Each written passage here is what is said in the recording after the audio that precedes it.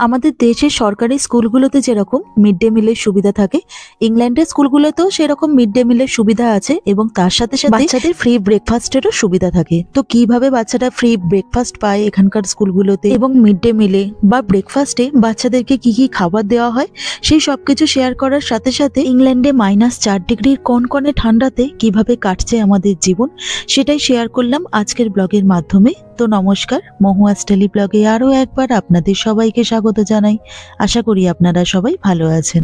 আজকে কুহুকে টিফিনে চিজ আর মেয়োনিজ দিয়ে একটা স্যান্ডউইচ বানিয়ে দিয়েছিলাম, সঙ্গে ছিল 2টো কাপকেক আর একটুখানি ফল। ওদের সবকিছু রেডি করে দিয়েছি আর এই যে ওরা বেরিয়েও পড়েছে। আজকেও ওরা যেহেতু গাড়ি করে যাবে তো তাই জন্য একটু দেরি করে মানে ওই 7:45 নাগাদ বাড়ি থেকে বেরোচ্ছে, কারণ সুদীপ্তদের অফিসে আজকে কিছু একটা ইভেন্ট আছে, তো যে কারণে তাড়াতাড়ি অফিসে যেতে হবে। আর এদিকে এখন বেলা 8:30টার মতন বাজে আর টেম্পারেচার হচ্ছে আজকে এখানের -4 ডিগ্রি। আজকে একটা প্রচন্ড কনকনে ঠান্ডা দিন আর টেম্পারেচার এতটা ডাউন হয়ে যাওয়ার কারণে সারা রাত ধরে যে কুয়াশাগুলো পড়ে সেগুলো কিরকম বরফের আকারে ব্যালকনির রেলিংটাতে আটকে আছে। দেখুন এখানে এখন ঠান্ডা প্রচন্ড পরিমাণে হলেও গত দুদিন ধরেই এখানে রোদ কিন্তু বেশ ভালো মতনই উঠেছে। আর দেখুন দুদিন আগে এখানে যে স্নোফল হয়েছিল সেই বরফগুলো এখনো পর্যন্ত রুফটপগুলোতে কিরকম জমে আছে। টানা দুদিনের সূর্যের তাপেও এই বরফগুলো একটা ফোঁটা গলেনি, অ্যাজ ইট ইজ রয়ে গেছে। আমরা যেহেতু অনেকটা উপরে থাকি তো তাই জন্য উপর থেকে চারিদিকটা বেশ ভালো মতন দেখতে পাই। প্রত্যেকটা জায়গারই রুফটপের দেখুন একই রকম অবস্থা। অবশ্য সূর্যের প্রখর তাপে আমাদের এই ব্যালকনির রেলিংটাতে যে বরফগুলো জমেছিল সেইগুলো ক্লিয়ার হয়ে গেছে। এত কনকনে ঠান্ডার মধ্যে না কারোর বোধহয় বিশেষ দরকার না থাকলে সে বাড়ির বাইরে বেরোবে না।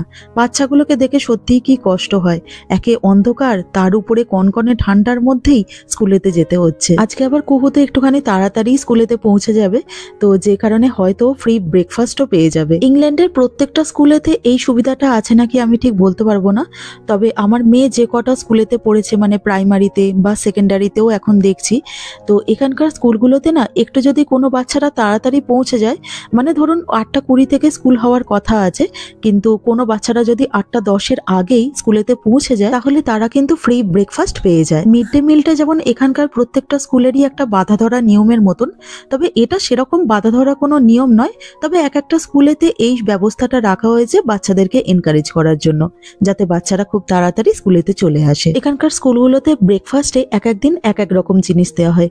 কোনোদিনও হয়তো সিরিয়ালস, কোনোদিনও হয়তো ওয়াফেল, বেগাল বা হয়তো কাপকেক অথবা স্যান্ডউইচ এই জাতীয় হালকা কোনো জিনিস দেওয়া হয়। আর মিড ডে মিল যেটা হয় সেটা আমি আগের একটা ভিডিওতে বলেছিলাম কি কি দেওয়া হয়, তবু আর একবার বলে দিচ্ছি। তো এখানে হচ্ছে ক্লাস 2 পর্যন্ত প্রত্যেকটা বাচ্চাই মিড ডে মিলটা ফ্রিতে পায়, আর ক্লাস 2 এর পর থেকে কেউ যদি চায় তো তাহলে কিছু সামান্য পয়সার বিনিময়ে খাবার কিনে নিতেও পারে বা হয়তো বাড়ি থেকেও খাবার দাবার নিয়ে যেতে পারে। আর এখানে মিড ডে মিলে একটুখানি ভারী খাবার দাবারই দেওয়া হয়, যেরকম ধরুন হয়তো পাস্তা, ফিশ অ্যান্ড চিপস, সাথে হয়তো একটুখানি বিনস সেদ্ধ বা কড়াইশুঁটি সেদ্ধ, একটু হেভি স্যান্ডউইচ, বা হয়তো এখানে বিরাট বড় বড় বান পাওয়া যায় যার উপরে চিজ দিয়ে বাচ্চাদের সার্ভ করে। আর সাথে অবশ্যই জ্যাকেট পটেটো তো আছেই।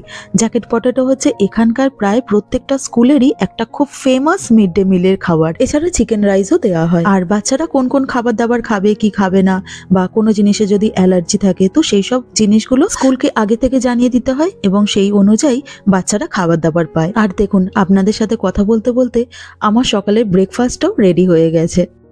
প্রচন্ড গরমের সময়তে যেরকম আমাদের কোনো কিছুই খেতে ইচ্ছা করে না, তেমনি আবার বৃষ্টির সময় বা শীতের সময় তখন যেন মনে হয় একটুখানি ভালো মন্দ কোনো কিছু খাই। আজকে তাই দুপুরবেলা একটু হালকা ঝাল ঝাল আলুর দম করে নিয়েছিলাম আর সাথে ছিল মিষ্টি মিষ্টি পোলাও। এই দিয়ে সেরে নিলাম দুপুরবেলার খাবার।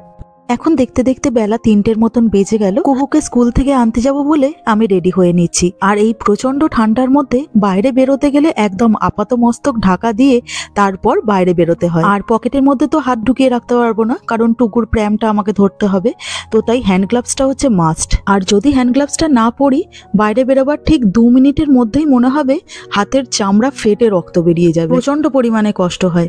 তো সেই জন্য নিজে তো সবকিছু পরেছি আর এইদিকে ছেলেকেও পুরো আপাতমস্তক চাপা দিয়ে দিয়ে আর ওকেও 2টো ছোট ছোট হ্যান্ড গ্লাভস হাতে পরিয়ে দিলাম, কারণ ওরও তো কষ্টটা হবে ঠান্ডায়। আগে আগে না টুকু এই হ্যান্ড গ্লাভস গুলো পরতে চাইতো না, কিন্তু এখন বাইরে বেরিয়ে বুঝতে পারে যে ঠান্ডা প্রচন্ড, তাই এখন আর এগুলো পরতে কোনো ঝামেলা করে না। আর ও বাইরে বেরোবার সময়তে হয় গাড়ি নয় পুতুল, কিছু না কিছু তো একটা হাতে দিতেই হয়, তাই একটা পুতুল দিয়ে দিলাম।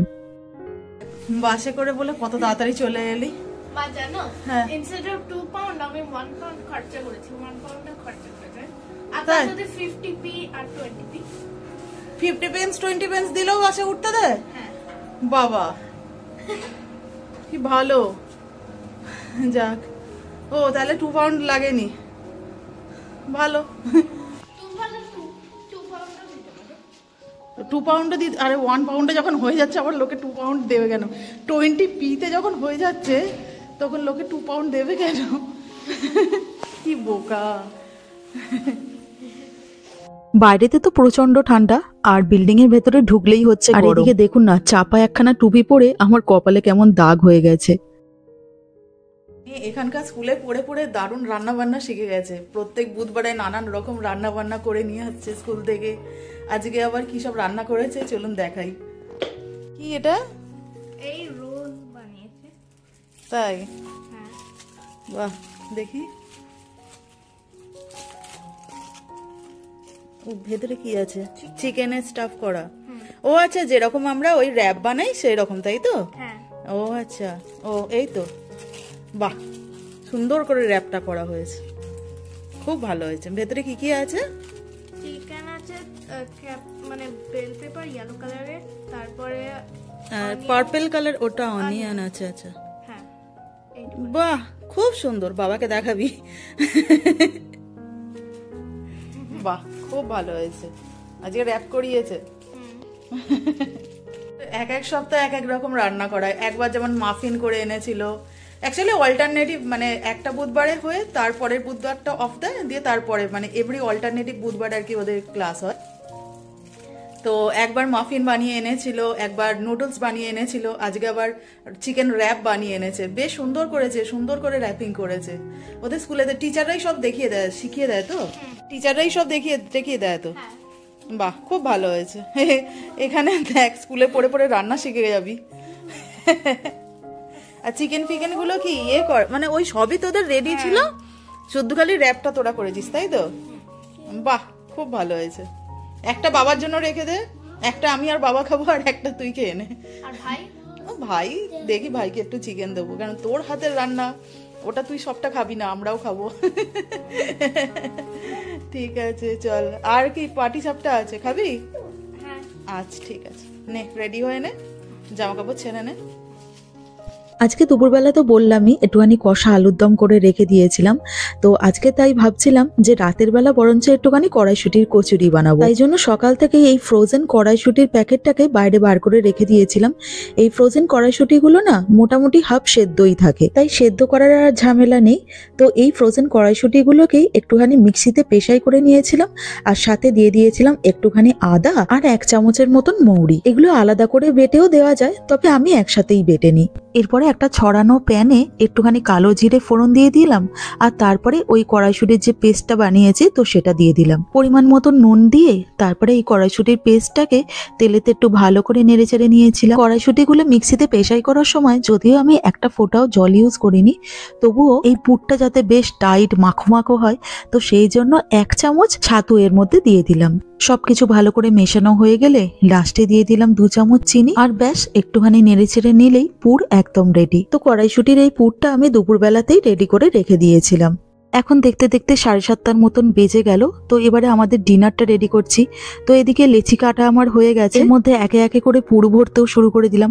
আমি পুর একটুখানি বেশি করেই ভরি, যাতে জিনিসটা বেশি টেস্টি হয়। আর বেশি করে পুর ভরার কারণে লেচিগুলো কত বড় বড় হয়ে গেছে দেখুন। তো চলুন একে একে এবারে কচুরিগুলোকে ভাজতে শুরু করে দিই।